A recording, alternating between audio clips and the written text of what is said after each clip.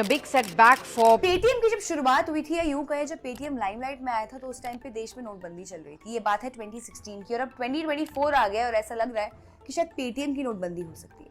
Paytm में 30 crore wallets हैं, 3 करोड़ लोगों के बैंक अकाउंट्स हैं और 80 लाख फास्टैग्स हैं। इनफैक्ट पेटीएम में हर महीने 1.6 बिलियन यूपीआई ट्रांजैक्शंस होती हैं। इंडिया में अगर यूपीआई की बात करें तो तीसरे नंबर पर पेटीएम का नाम आता है, लेकिन 31 जनवरी 2024 में की जो आरबीआई की नोटिफिकेशन है, उसके बाद ऐसा लग रहा है कि जो अकाउंट है, वॉलेट है और फास्टैग है, इन पे काफी मेजर इम्पैक्ट पड़ने वाला है। इनफैक्ट ये इतना मेजर है कि एक नॉर्मल कंज्यूमर को इसको समझने में टाइम लगेगा, लेकिन इस वीडियो में हमने आरबीआई की इस नोटिफिकेशन का पूरा इम्पैक्ट आपको समझाने की कोशिश करी है। सो इसके बाद आपको पूरा समझ आ जाएगा कि आरबीआई ने क्या किया है और हम किस बारे में बात करें। इसके बाद आपको कोई और वीडियो देखने की जरूरत नहीं पड़ेगी।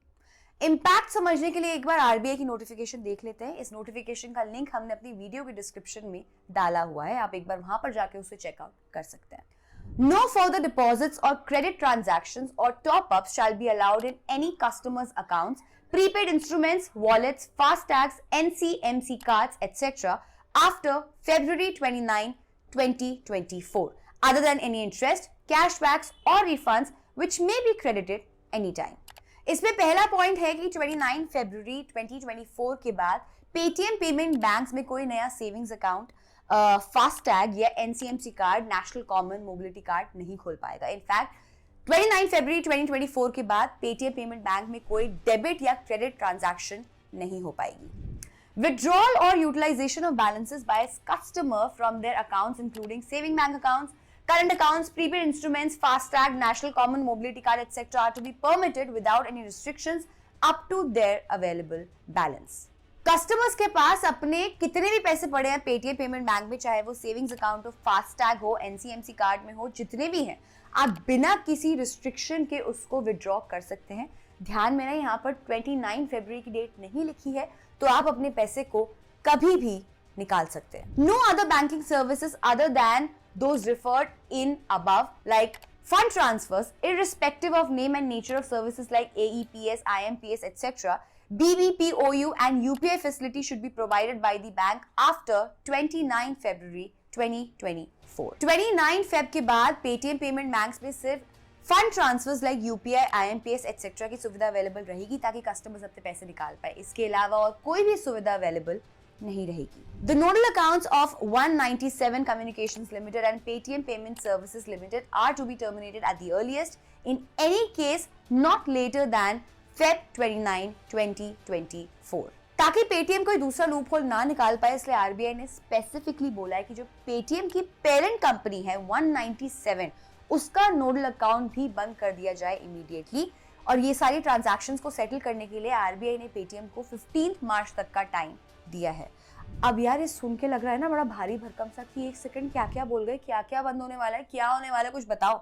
सो अब हम आपको इस वीडियो में इजी लैंग्वेज में बताएंगे कि एग्जैक्टली क्या क्या बंद होने वाला है। देखो यार, पेटीएम और पेटीएम पेमेंट बैंक दो अलग अलग कंपनीज हैं और आरबीआई के परव्यू में पेटीएम पेमेंट्स बैंक आता है, और आरबीआई ने आदेश दिया है कि पेटीएम पेमेंट बैंक की सारी सर्विसेज इमीडिएटली बंद हो जानी चाहिए। अगर आपके पास कोई सेविंग्स अकाउंट या करंट अकाउंट है पेटीएम पेमेंट्स बैंक पे, तो आपको उसमें से पैसे निकाल के उसको इमीडिएटली बंद करवा देना चाहिए। अगर आपके पास पेटीएम का फास्टैग है और अगर वो फास्टैग आपके पेटीएम पेमेंट बैंक से लिंक्ड है, तो आपको उसको इमीडिएटली शिफ्ट करवा देना चाहिए। अगर आपके पास पेटीएम का वॉलेट है और अगर आपका वो जो वॉलेट है वो पेटीएम पेमेंट बैंक से लिंक्ड है, तो आपको उसमें से पैसे निकाल के उसको इमीडिएटली बंद करवा देना चाहिए। अगर आप पेटीएम का यूपीआई करते हो और अगर आपका वो यूपीआई पेटीएम पेमेंट बैंक से लिंक नहीं है, किसी और बैंक अकाउंट से लिंक्ड है, तो उस पर कोई फर्क नहीं पड़ेगा। You can use that UPI as it is. लेकिन अगर वो यूपीआई आपके पेटीएम पेमेंट बैंक से लिंक्ड है, तो आपको उसको भी इमीडिएटली बंद करवा देना चाहिए और आपको ये सब आइडियली 29 फरवरी 2024 से पहले कर देना चाहिए। उसके बाद आपकी ट्रांजैक्शंस फेल होनी शुरू हो जाएंगी। बट द क्वेश्चन इज कि आरबीआई को हुआ क्या है, मतलब इतना स्ट्रिक्ट एक्शन क्यों ले रहा है RBI? We have never seen RBI going after a bank so strictly. I mean we have seen that RBI fines वगैरह लगाता रहता है, लेकिन सारी सर्विसेज बंद कर देना is a bit extreme. So exactly ऐसा क्या हुआ है? आरबीआई ने ऐसा इसलिए करा क्योंकि उसके पीछे 4 रीजंस है। First reason is improper KYC. RBI ने पेटीएम का अक्टूबर 2023 में एक ऑडिट किया था, जिसमें उन्होंने बहुत सारे लैप्सेस डिस्कवर किए थे. In fact there were so many cases even related to money laundering. Let me explain हम एग्जैक्टली क्या बात कर रहे हैं. बेसिकली पेटीएम पेमेंट बैंक्स ने नए कस्टमर्स को बिना केवाईसी के ऑनबोर्ड करना शुरू कर दिया था. इन अकाउंट्स पे बड़ी बड़ी ट्रांजैक्शन हो रही थी. आरबीआई के लिए एस्टैब्लिश करना बड़ा मुश्किल हो गया था कि इतनी ट्रांजैक्शन, इतने पैसे आ कहां से रहे. पेटीएम ने अपने केवाईसी सर्विसेज किसी थर्ड पार्टी एजेंसी को दे दी थी एंड पेटीएम के पास आरबीआई के इन सवालों का जवाब नहीं था. इनफैक्ट आरबीआई के पॉइंट आउट करने के बाद भी पेटीएम ने इन अकाउंट्स को बंद नहीं करा, ब्लॉक नहीं करा, उस पर ट्रांजैक्शंस होती रही. उसके बाद पेटीएम को एक शो कॉज नोटिस इशू किया गया था. Second, related party transactions. जैसे कि मैंने आपको पहले बताया कि Paytm and Paytm payments bank दो अलग अलग कंपनीज है, लेकिन इनका जो प्रमोटर है वो सेम है. ऐसे में आरबीआई ने पेटीएम से सवाल उठाया कि जो पेटीएम पेमेंट बैंक है वो इंडिपेंडेंट है सही में. कहीं ऐसा तो नहीं कि पेमेंट्स बैंक से कस्टमर्स का पैसा पेटीएम में डाला जा रहा हो. बेसिकली आरबीआई को हमेशा से डाउट था कि ये जो पेमेंट्स का कंट्रोल है वो इनडायरेक्टली विजय शेखर शर्मा के पास है और पेमेंट बैंक जो है वो एक ऑटोनोमस बैंक की तरह फंक्शन नहीं हो रहा है, which is a major red flag. Third, poor IT systems. अब यार ये तो बात किसी से नहीं छुपी है कि आरबीआई पिछले 2-3 सालों में has become really strict when it comes to customer data. In fact, RBI नहीं, Indian government has become so strict when it comes to public data.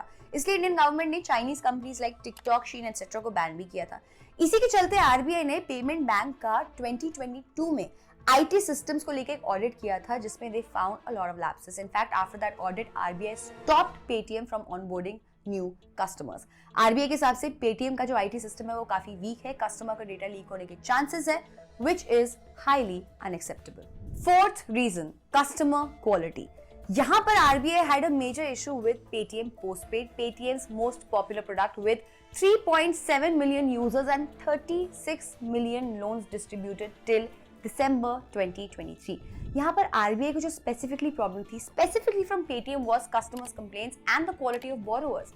40% of Paytm's postpaid customers go on to take loans from Paytm app and as per RBI guidelines Paytm जो payment bank है वो आपको loan नहीं दे सकता, लेकिन Paytm postpaid product के नाम पे अपना लोन बेच रहे थे. मतलब इनडायरेक्टली टेक्निकली वो लोन्स बेच रहे थे जो कि उन्हें करना अलाउड नहीं है. So what can we say about the impact after the ban? To be very honest, the impact can be very heavy on Paytm's balance sheets too.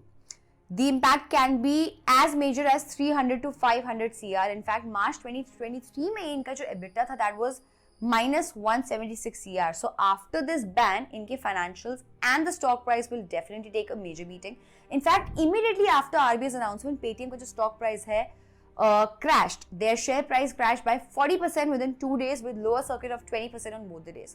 सच बताना comments में अभी भी किसके पास Paytm का stock है. So what happens next? Paytm's founder took to social media and responded that Paytm is answering all the RBI's inquiries and will continue to work just like before even after 29 Feb 2024. I think this ban will have huge repercussions not just on Indian fintech startups but for the startup ecosystem overall. The future IPOs will be more bleak. The retail investors will be more skeptical before investing in any such companies.